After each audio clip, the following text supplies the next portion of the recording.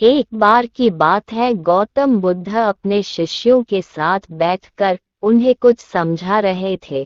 बुद्ध के सभी शिष्य बुद्ध को बड़े ध्यान से सुन रहे थे। बुद्ध और उनके सभी भिक्षु ये देखते हैं कि उनकी तरफ एक आदमी बड़ी तेजी से आ रहा है और वह आदमी बहुत क्रोध में है और वह कुछ बड़बड़ाता आ रहा है।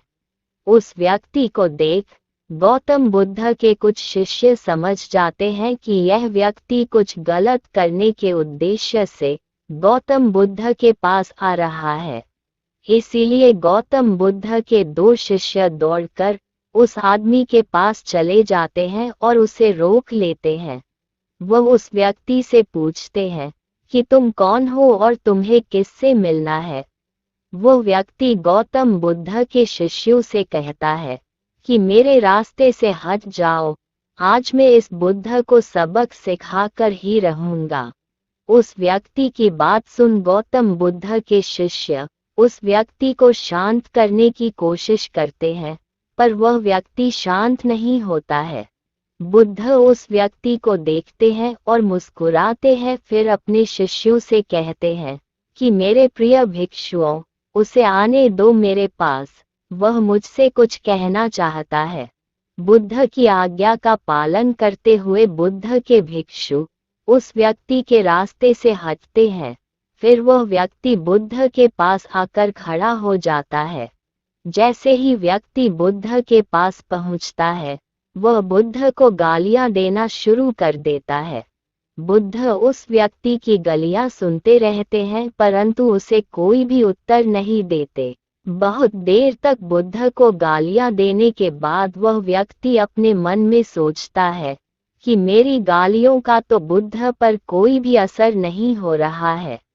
इसीलिए उस व्यक्ति का क्रोध और भी ज्यादा बढ़ जाता है और वह व्यक्ति बुद्ध के ऊपर थूक देता है। उसके बाद बुद्ध एक कपड़ा उठाकर उस थूक को पोंछ देते हैं।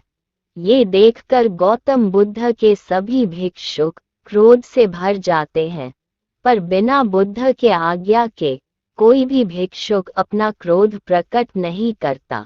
वह व्यक्ति दोबारा से बुद्ध के ऊपर थूकता है और बुद्ध दोबारा से एक कपड़ा उठाते हैं और उस थूक को साफ कर लेते हैं। फिर बुद्ध मुस्कुराकर इस व्यक्ति से कहते हैं कि मित्र, तुम कुछ और कहना चाहते हो? जैसे ही वह व्यक्ति बुद्ध का ये प्रश्न सुनता है, वह व्यक्ति भीतर तक हिल जाता है। फिर वह व्यक्ति बुद्ध को कोई भी उत्तर नहीं दे पाता है और तुरंत वहां से चला जाता है। बुद्ध के सभी भिक्षुओं के मन में ये प्रश्न होता है कि उस व्यक्ति ने बुद्ध का इतना अपमान किया, लेकिन बुद्ध ने उस व्यक्ति को ये क्यों कहा? कि क्या वह और कुछ कहना चाहता है? सभी भिक्षुओं में से एक भिक्षुक बुद्ध से कहता है कि आपने उस व्यक्ति से ये क्यों कहा कि क्या वह कुछ और कहना चाहता है, जबकि यह तो स्पष्ट था कि वो व्यक्ति यहाँ कुछ कहने नहीं आया था, बल्कि वह तो आपका अपमान करने आया था।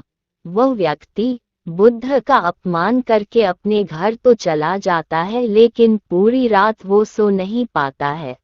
उसके मन में सिर्फ यही प्रश्न घूमता रहता है कि मैंने बुद्ध का अपमान किया, उन्हें गालियां भी दी, फिर भी उन्होंने मुझसे ये क्यों पूछा कि क्या मैं कुछ और कहना चाहता हूँ, जबकि मैं वहाँ कुछ कहने नहीं बल्कि उनका अपमान करने गया हुआ था।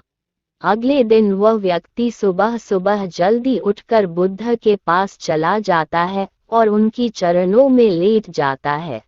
बुद्ध के सभी शिष्य उसको देखकर आश्चर्यचकित होते हैं कि जो व्यक्ति कल बुद्ध का अपमान करके गया हुआ था, आज वह रो रहा है और बुद्ध के चरणों में पड़ा हुआ है।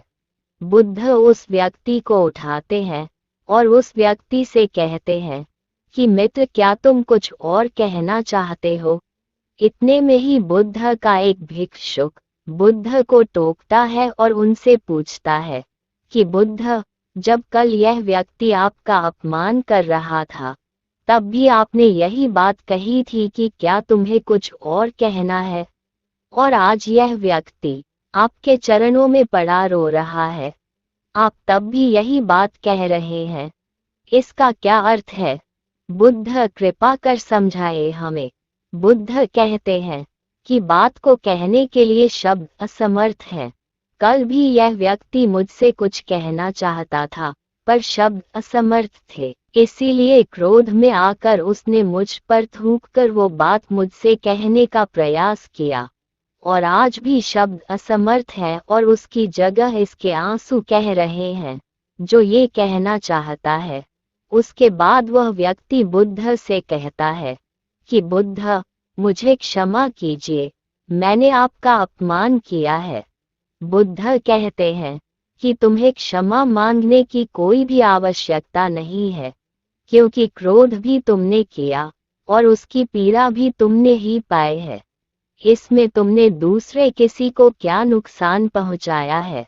बुद्ध अपने सभी भिक्षुओं और उस व्यक्ति से कहते हैं कि क्रोध जलते हुए अंगारे की तरह है, जिसे हम अपने हाथ में पकड़ते हैं किसी और पर फेंकने के लिए, लेकिन हम ये भूल जाते हैं कि सबसे पहले उस अंगारे से खुद का ही हाथ जलता है।